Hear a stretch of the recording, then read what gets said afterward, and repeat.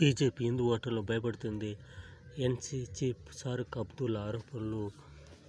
BJP మీరు చెప్పినట్లు ఓటర్లను భయపడుతుంది. అయితే మీరు మనుషుల్ని చంపేసినారే, కాశ్మీర్ను రక్తప్రవాహం పారించారే, అందమైన భూమిని అంధకారం చేసినారే.